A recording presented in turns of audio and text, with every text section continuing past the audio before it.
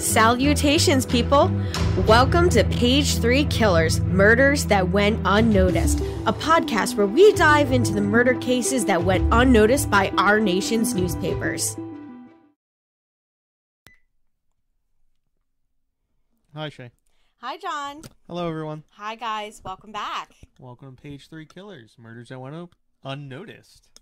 Episode, I don't know, because you don't have it on the page. This is the Christmas special. Fantastic. Oh, okay. Yep. Episode number Christmas special. Yeah, so this time we don't have any news. This is a special episode. So we're going to be doing two Christmas cases that I found really interesting. I was surprised at how many murders happen during Christmas that just nobody knows about. Well, I mean, just because the news is, it's Christmas. Yeah. And nobody's watching the news. Nobody's focusing on that stuff. Everybody's focusing on, just celebrating the holiday. And insanely enough, there are people that just murder their entire families during the holidays. Like I knew divorces happen most often after Christmas. People start filing for divorces and stuff. So I get that. They're just waiting. Yeah, to the end of the year. But yeah, these two cases were super crazy. So I decided to do those for today, for this special episode. Okay. Yeah. So quick shout out to our patrons, Chelsea, Hargrett, and Ralulk. Thank you guys for donating on Patreon. When was the last time you checked Patreon? Oh, just this week. Oh, okay. Yeah. I want to make sure we're not missing anyone. Nope. Yeah, we're still at 2. So let's roll right into this. So our first case, we're going to talk about Ronald Simmons, and we're going to talk about his Christmas rampage. Yeah. So on December 28th, 1987, Ronald Simmons walked into a law firm in Russellville, Arkansas, and shot dead a receptionist who he was infuriated with, who had spurned his advances. So I guess he had an infatuation with her. She rebuffed him, and, he just shot her to death. Then he went into the office of an oil company and shot 2 executives there. Wait. How did he just get access to executives? That's my question. Yeah. It's an oil company. It's not like they ain't got tons of money and probably a bunch of security. I mean, hey, it's after the holidays. It's, everybody's guards down. I don't know. But yeah, so he was able... this is 1987, so... I mean... I'm sure oil execs now have top-level security. I'm sure they did back then. Well, whatever. This guy, they were obviously not paying them enough to protect them. So, yeah, so he killed one and injured the other. He then drove to a convenience store and former place of employment that he worked at and shot 2 more people. Both of those people did survive. And finally, he did the same at the Woodline Motor Freight Company, shooting and wounding 1 woman. He then sat down and waited for police to arrest him, ending his killing spree that after, when it hit the news, did rock that area. Like, it was insane. But that was not the end to his little murder spree. That was just the conclusion, and that was... So it was the end. Yeah, that was the end, but not the end of the oh my gosh, the word just popped out of my head. the revelation of what his gruesome crimes were. So, just want to talk a little bit about his life before we get into the nitty-gritty, or the worst stuff that he did. All right. So, Ronald Gene Simmons was born on July 15th, 1940, in Chicago, Illinois, to Loretta and William Simmons.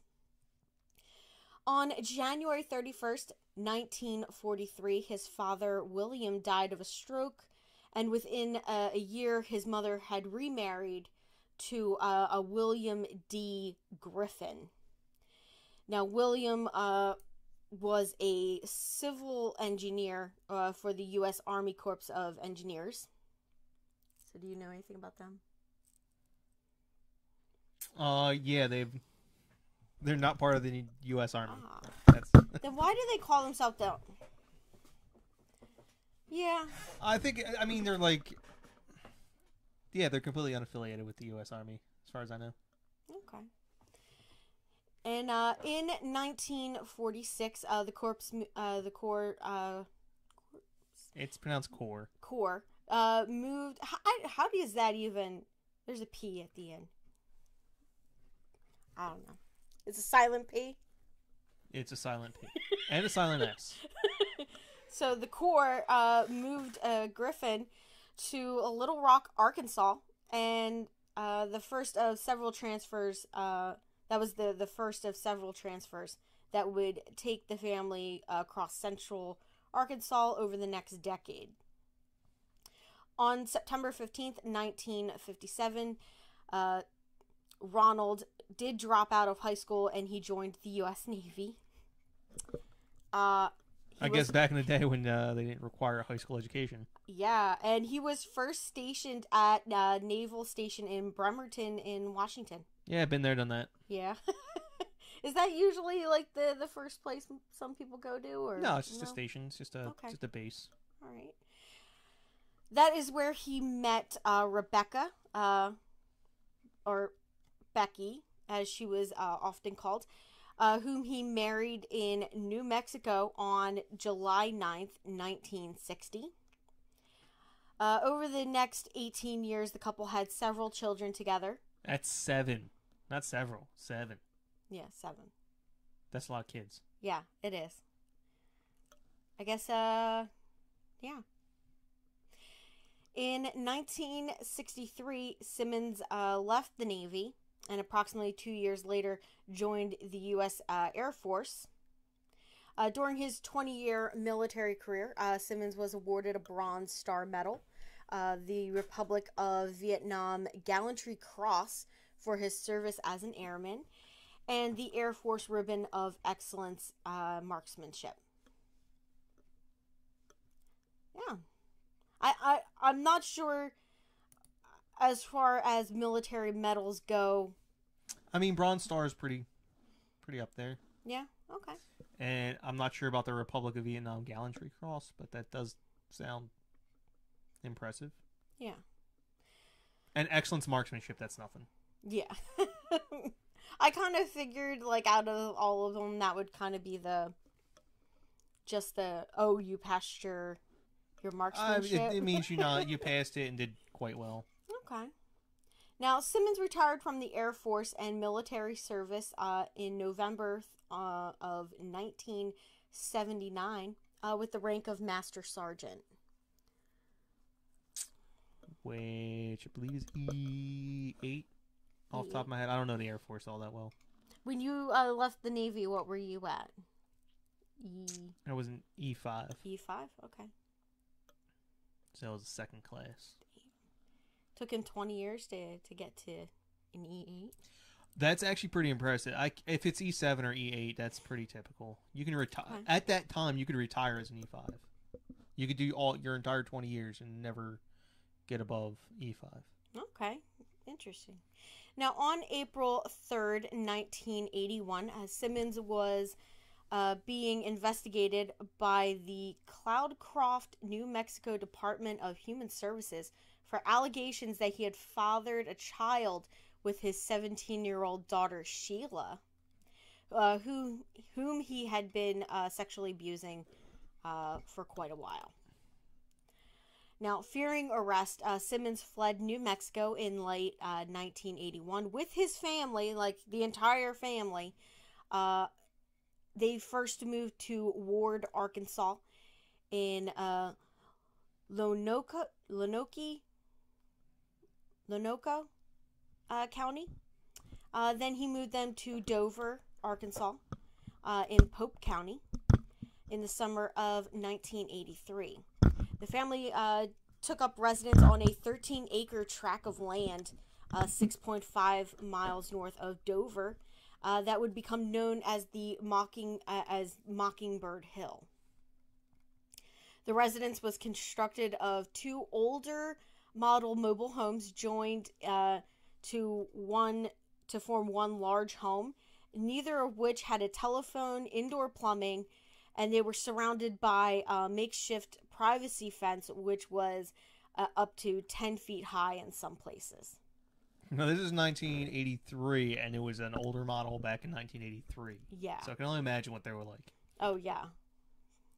Now, Simmons worked a string of low-paying jobs in the nearby town of Russellville, Arkansas.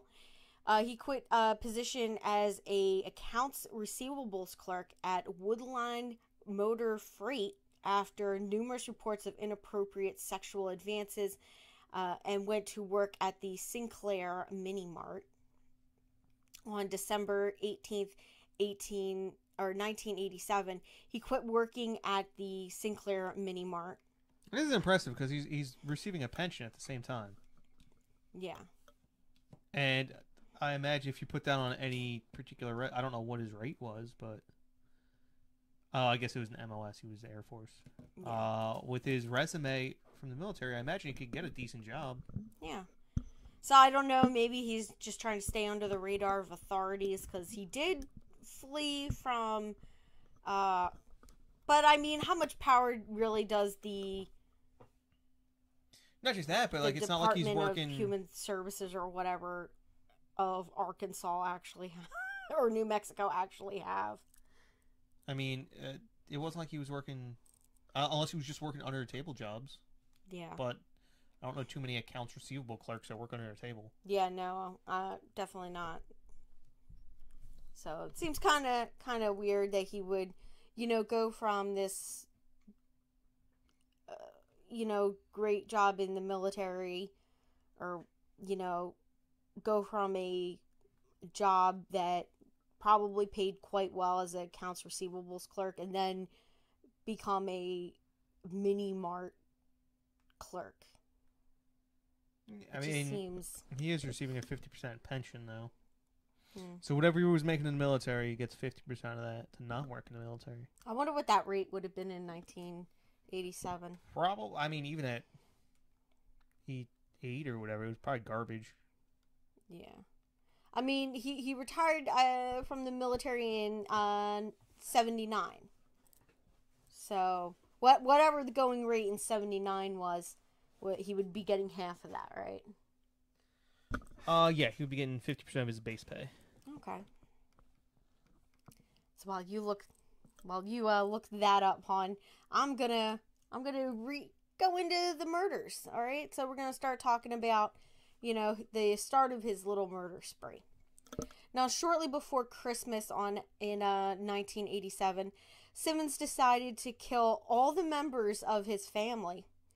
So on the morning of December 22nd, he first killed his wife Rebecca and oldest son Gene by shooting them with a .22 caliber pistol, and then killed his 3-year-old granddaughter Barbara by strangulation. Simmons dumped the bodies into a cesspit he had forced his children to dig previously. Okay, so the base pay was roughly $1,000 a month. $1,006 a month. Okay, so he would have been receiving $500 a month at the time. And probably a little bit more because of inflation. Yeah. It is inflation adjusted. Okay. So Simmons then waited for his other children to return to the house, and after their arrival, he told them he had presents for them, but he wanted to give them to them one at a time. He first killed his daughter, 17-year-old Loretta, whom Simmons had strangled and hid under the water in a rain barrel. The other 3 children, Eddie, Marianne, and Becky, were then killed in the same way. Around midday on December 26th, the remaining members of the family arrived for their Christmas visit. The first to be killed was Simmons' son Billy and his wife Renetta, who were both shot dead. He then strangled and drowned their 20-month-old son, Trey. Simmons shot and killed his oldest daughter, Sheila, and that's the one that he had sexually abused when she was younger. He also killed her husband, Dennis McNulty. McNulty.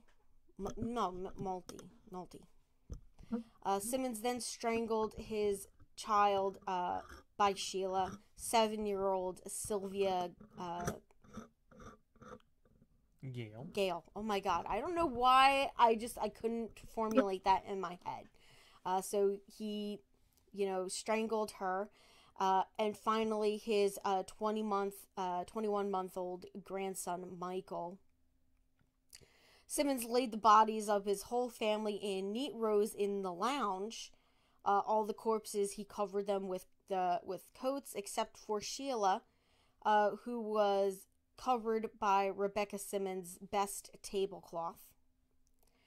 The bodies of the 2 grandsons were wrapped in plastic sheets and left in abandoned cars at the end of the lane.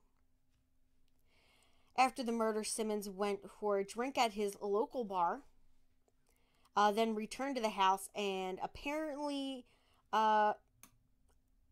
oblivious to the corpses that he had lined up in the living room, spent the rest of the evening and the following day drinking beer and watching television next to their dead bodies. And then on the morning of December 28th, Simmons drove into Russellville, walked into a law firm, and killed the receptionist named Kathy Kendrick. Now, Simmons had previously been infatuated with Kendrick, and like I said earlier, she rejected him, so he killed her, obviously. And then he proceeded to go to other places of previous employment that he had worked at and just shooting people that he didn't like. This really doesn't make that much sense to me. Yeah, really? I mean, Again, so I did the math. In today's money, he would have been making $600 a week for free. Mm-hmm. I mean, so even if he couldn't hold down a job, I mean, it wasn't like he would have been that bad. I mean, he had a lot of kids, but yeah, still, I don't understand where this all came from. Oh, I understand if he had nothing, if he had no money, and just the stress was getting to him, he couldn't hold down a job, whatever. I have a theory that the military brings in a lot of people that have mental illnesses and they don't care. And then they further damage said people. He was able to do 20 years. Yeah. And it was the Air Force. It wasn't like he was in the Army. Yeah, that's right. I mean, the Air Force is kind of... What were they? The Chair Force, right? Yeah, but, I mean... Yeah, I don't know. They usually have a little bit higher standards for, like... They're not willing to put up with a bunch of, like, hooliganism, I guess. Yeah. So, I'm not exactly sure why he did it, and I'm not 100% sure if the true reasoning for what he did it really exists. I mean, we did talk about another guy that was like a family annihilator and just took out his whole family. That one in New Jersey, John List, and the reason he gave was that he didn't want them to feel the shame of, having to live in poverty because he failed as a man to provide. That's right. He was a bank manager. Yeah. Right? So yeah. So I kind of get that one. But in truth, I think that was just an excuse as to why he did it. I think he hated his life. I think he hated his family. He resented them, and that's why he killed them. This here, I feel like he's decided to kill his family. Well, okay, so now I'm thinking about it a little bit more. Like, he was, like, incest with his daughter. Like, he was a shitty dude, and then I guess he just decided whatever. Yeah. So, and I mean, I'm guessing the reason that he was unable to hold down a steady job was because of his whole sexual being, I guess. He was aggressive. He was aggressive with women, and they probably did not like that because a lot of office work in typing, a lot of office work is done by women. Like, there are a lot of men in office work, in businesses and stuff, but I tend to see receptionists, assistants are usually female, and he probably just rubbed people the wrong way, especially women, I would feel. Sure. Yeah. Yeah, I guess he probably didn't really have to deal with all that crap in the military. Yeah. And then once they find out that, he sexually abused his children, or at least one daughter we know of, that might cause further friction within a job. So I might explain some of it, and then, Well, it wasn't like he was going around posting it on Facebook or nothing. Yeah. And I mean, when you're in the military, you're not constantly home, right? Like, oh God, no. I mean, you're well, I don't know how the Air Force works, but you would be away from your family for weeks. Not necessarily. Not necessarily. And particularly in the Air Force, you don't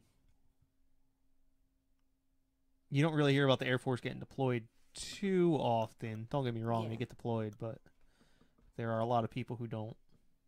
Okay, yeah.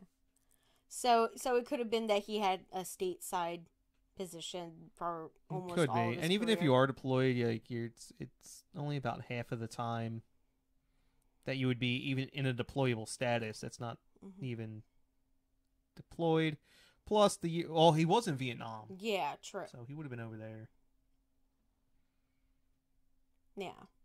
So, I mean, you're not spending all your time stuck in the house with your family. Like, we learned that from COVID, that you can sort of get on each other's nerves when you're in close quarters for an extended period of time. Right? So, I mean, he gets out of the military. He no longer has a 9-to-5 or whatever. He loses his 9-to-5 job and then gets, does menial stuff working for a mini mart, maybe 40 hours a week. That still leaves a lot of time to be cooped up with seven kids and several grandchildren at that point. Yeah. In two trailers. Like, just imagine, like, okay, so where we live, imagine something this size with no indoor plumbing. That's what I don't understand. Like, yeah, he didn't have to live there. Yeah, he didn't. Yeah, exactly. But I think he did it for control. Okay. I don't know. So let's talk about his conviction and all that. So Simmons was charged with 16 counts of murder. He was found guilty and sentenced to death. He refused to appeal his death sentence, stating, "To those who oppose the death penalty in my particular case, anything short of death would be cruel and unusual punishment." So John Burnham successfully prosecuted the case. Simmons was first tried for the Russellville crimes, and a jury convicted him of capital murder and sentenced him to death. He made an additional statement under oath supporting his sentence. He said, "I, Ronald Gene Simmons Sr., want it to be known that it is my wish and my desire that absolutely no action by anybody be taken to appeal or in any way change this sentence. It is further respectfully requested that this sentence be carried out expeditiously." The trial court conducted a hearing concerning his competency to waive further proceedings and concluded that his decision was knowing and intelligent. Although, oddly enough, ironically, that it almost shows like remorse, like he understands he did something wrong. Yeah. And should be punished, and it's almost like, I don't know, it's almost like by saying that, like, he probably shouldn't. Yeah. Now, Simmons became the subject of the United States Supreme Court case Whitmore versus Arkansas, when another death row inmate, Jonas Whitmore, attempted unsuccessfully to force an appeal of Simmons' case. So, basically, well, we're going to talk about it. I don't have to, like, bring that up just yet. We're going to talk about it in the next part. So, while on death row, Simmons had to be separated from other prisoners as his life was threatened constantly. This was because he refused to appeal his death sentence, and other prisoners believed Simmons was damaging their chances of beating their own death sentences. So the whole reason why Jonas Whitmore tried to force an appeal was because if he didn't, it would be seen as like, well, he did it so that it didn't affect his case. So, like, why, like, oh my gosh, like, I'm so, like, jumbled in my thoughts right now. And, I can't formulate exactly what I want to say. Yeah. So the whole reason why he did that was because if Simmons didn't follow through with the appeal process, there might be a chance that, you know, the state might be like, oh, well, then why do we even have the appeal process for death row inmates? We shouldn't have that anymore, kind of thing. Or that's dumb. Or that the court might see this as like a precedent and allow all prisoners to do that and sort of make it seem like they are sorry about committing their crime, but they're not. They're just using it as like a stepping stone for then speed up like execution process. I don't know. I don't understand how you can force somebody else to appeal their death sentence. Yeah. But whatever. Yeah. So now on May 31st, Arkansas Governor. Speaking of people who like to diddle kids, Bill Clinton signed Simmons' execution warrant. And on June 25th, 1990, he died by the method he had chosen, which was lethal injection in the Cummins unit at the prison that he was being held at. None of his surviving relatives would claim his body, so he was buried in a potter's field near the prison. Yeah. And that is the end of Ronald Gene Simmons Sr. Stop it. Quick light change, guys. Time for case number 2. Yeah. This is your Christmas present. The second case. Yeah, this one here is by far one of the most interesting cases that I have ever read about. And definitely probably the most terrifying. It was dubbed the Santa Suit Slaughter, aka the Covina massacre. And this takes place in LA. And this one is super crazy. All right, so it is right now, at the time this happens, it is December 24th, 2008. And it's in Covina, which is a city in the suburbs of Los Angeles, California. 9 people were killed by gunshot wounds or an arson fire inside of a house at 1129 East Knollcrest Drive, where a Christmas Eve party was being held. The perpetrator was a 45-year-old Bruce Jeffrey Pardo. Sorry. Jeffrey Pardo, who had entered the house wearing a Santa suit. So just a little background. So this Christmas party is in full swing.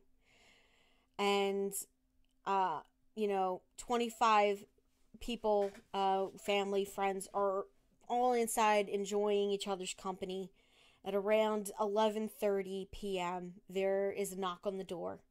And standing on the other side of the door is Santa Claus. So it's somebody dressed like Santa. An 8-year-old girl answered the door, letting him into the house. Was he just a random Santa, or did this guy know these people? He knew these people. Okay, that'd be really creepy if just a random Santa just showed up. But like everyone just starts looking at each other like, I didn't order a Santa. Do you guys order? Who's dressed up as Santa? Who's missing? Yeah. So the little girl obviously got very excited. But the man standing at the door was not really Santa Claus. It was Bruce Jeffrey Pardo. And he was the unstable, violent ex-husband of one of the women attending the party. So he was holding a 9mm pistol in one hand and a flamethrower in the other. And he had 3 more guns in his possession. But how's that possible? It's California. Well, they're not allowed. I'm sure he could have just crossed state lines to get it. It's probably not, So, he knocks on the door of his former in-laws. And they were all opening presents or whatever. So there was 25 people there. He, in one hand, I told you guys, he had the 9mm semi-automatic handgun. And in the other hand, he had a gift wrap package that contained a rolling air compressor converted to deliver gasoline from it. So he made his own flamethrower. So moments after the door was opened, he pulled out the handgun and immediately shot his 8-year-old niece. What the fuck? Yep, Katrina. Oh yeah, pronounce that one. Yeah, I'm not even gonna try to pronounce her last name. Yusuf Polsky. Okay. That one was easy. And the daughter of Latricia, the sister of Sylvia Pardo, as she ran to greet him, injuring her in the face. He then fired indiscriminately at fleeing partygoers. Now, the police speculated that Pardo may have stood over and pointedly executed some of his victims using the other handguns that he possessed. Now, after the shooting, he unwrapped the package containing the air compressor and used it to spray gasoline and set the home ablaze.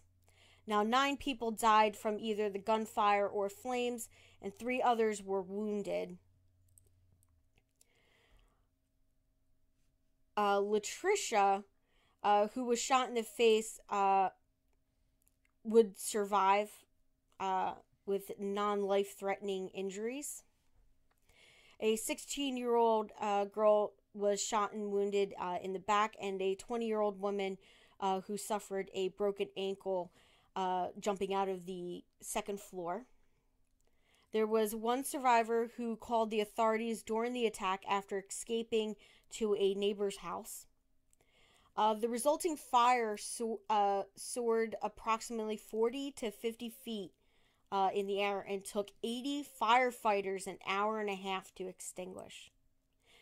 Due to the intensity of the fire, identification of the victims that were inside had to be done using dental and medical records. Now, after the attack, Pardo put on his street clothes and drove his Dodge,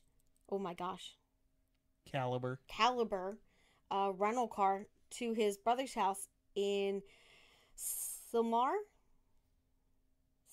about 30 miles away from the crime scene, where he was later found dead from a self-inflicted gunshot wound. Now, his brother was not present in the home at the time of Pardo's death. It was initially believed that Pardo intended to flee to Canada by plane since he had bought an airline ticket on a flight on Air Canada. However, it was subsequently discovered that the flight itinerary on the Northwest Airlines from Los Angeles to Minois, Iowa, was a layover with a layover in Michigan. Minnesota. Now, Pardo had called days before to tell a high school friend that he was planning to visit them, but investigators were unsure if he actually intended to visit or if the flight was to fool investigators when they eventually tried to track him down after he left. Now, he had visited the friend before in October of 2008.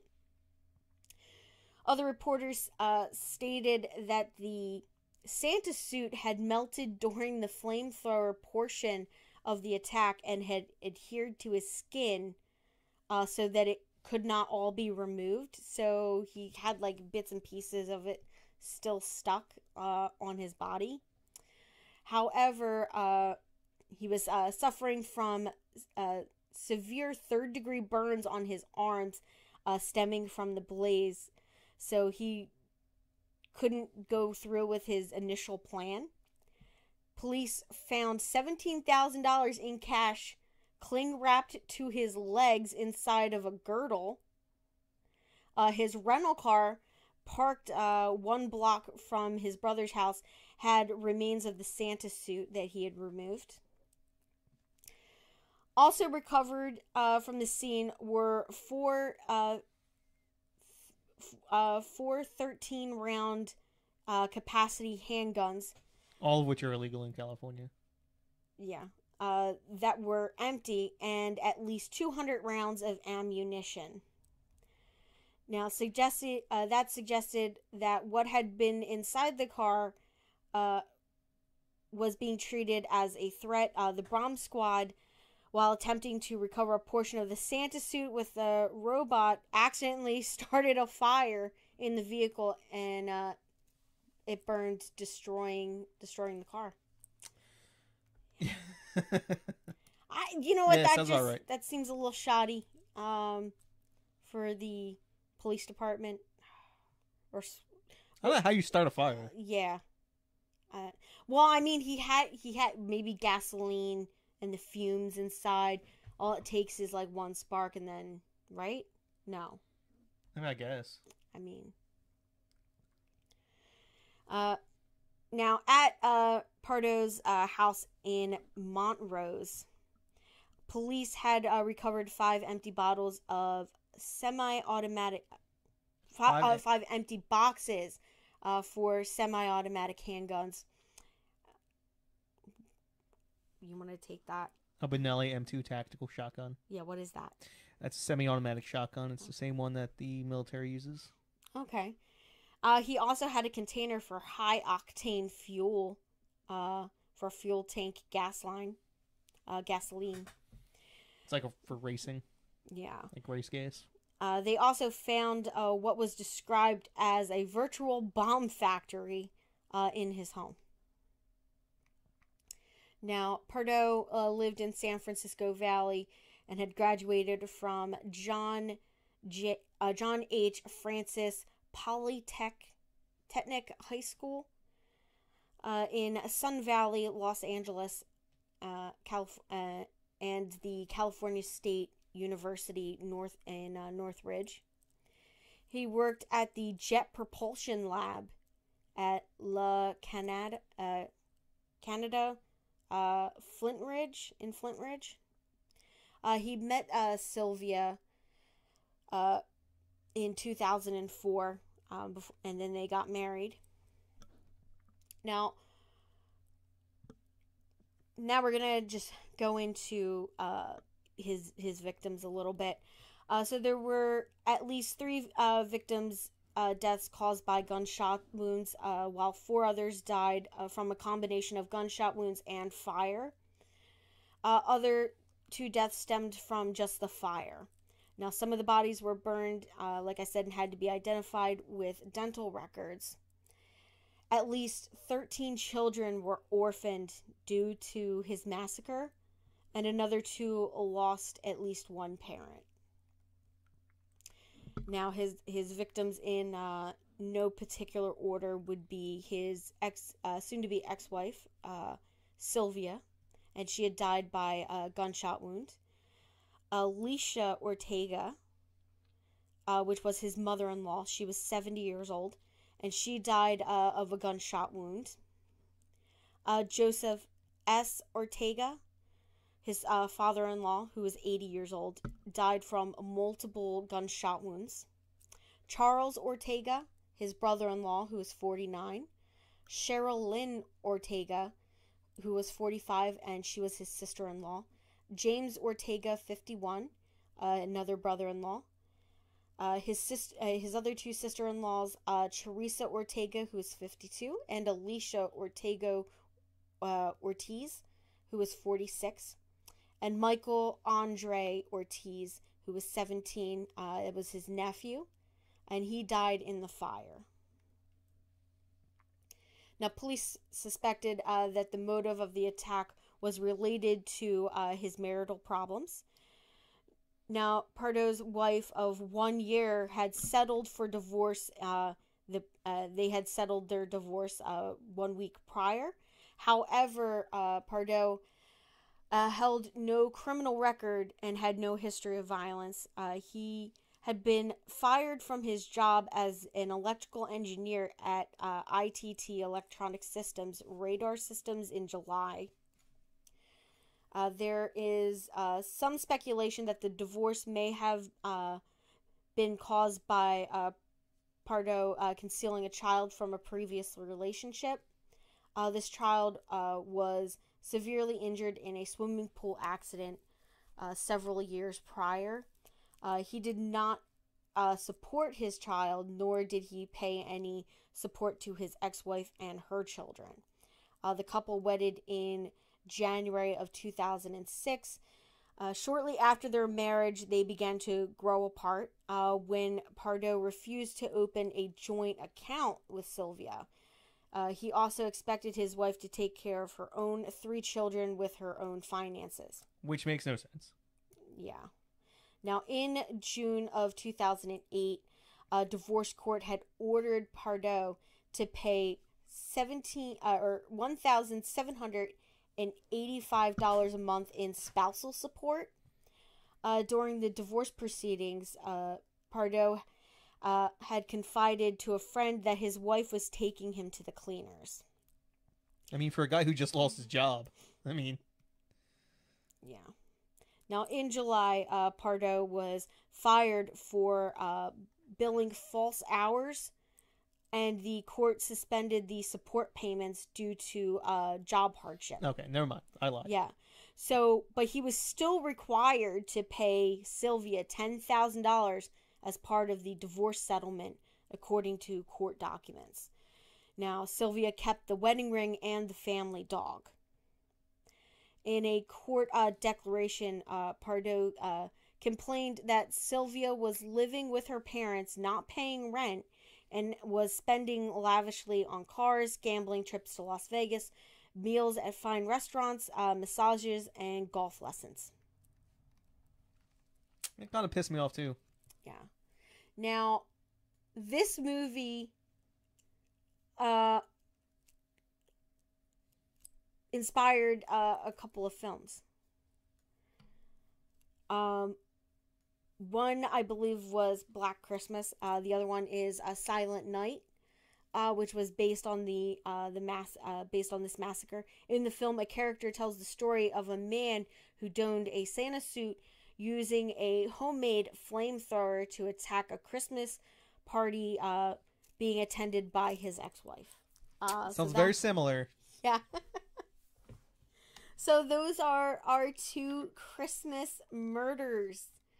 I did have a couple of other ones, but I wanted to leave. We gotta have more for next year, baby. Yeah, Can't just do them exactly. all this year. So what I decided was this year we would do, family massacres. The next ones we'll do, maybe like single ones. There was one that was like a New Year's Eve thing that had to do with a gang, which was really interesting to read up on. And that I was toying with doing that one and just posting it later for like New Year's Eve. But then I was like, no, you know what? I think they would enjoy these two cases.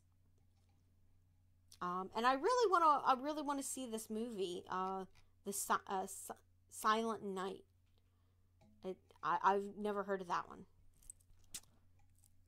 It sounds like it's not going to do this one justice. Yeah. Well, we'll see. Yeah, we'll see. Maybe you know what? Maybe we can do for our patrons. We can like watch it and do like a live or whatever. Do like a commentary. Yeah. And commentary. Yeah. So I was thinking about doing that. Doing some of those with like watching like an ID special or something like that on, something, and just doing like commentary and just watching it, doing commentary and putting that up for our patrons. Yeah, I guess so. And then if you guys want to hear those, you can join us and watch those. And then like maybe, after a couple of months of doing it, then I'll start putting them up somewhere else. But for right now, I think it would just be for our Patreon supporters. All right. So we hope you guys have a Merry Christmas. So this, we're going to release this on Christmas? We're going to release this on Christmas Eve. Okay, close enough. Yeah, so it will drop like 11 o'clock on Christmas Eve. So, they'll have to catch it Christmas morning. Or they'll just ignore it until like 3 days later. Yeah. Well, no, our holiday specials seem to gather traction pretty well on like the day that they get dropped. Yeah. So we hope you guys enjoy your holiday, whichever holiday that you do celebrate. We hope that you guys have a wonderful time celebrating with your families. Or for all of you that do not celebrate Christmas or Hanukkah, we hope that you guys have a happy New Year. You want to close this out, hon? Bye. Bye, guys. Happy holidays.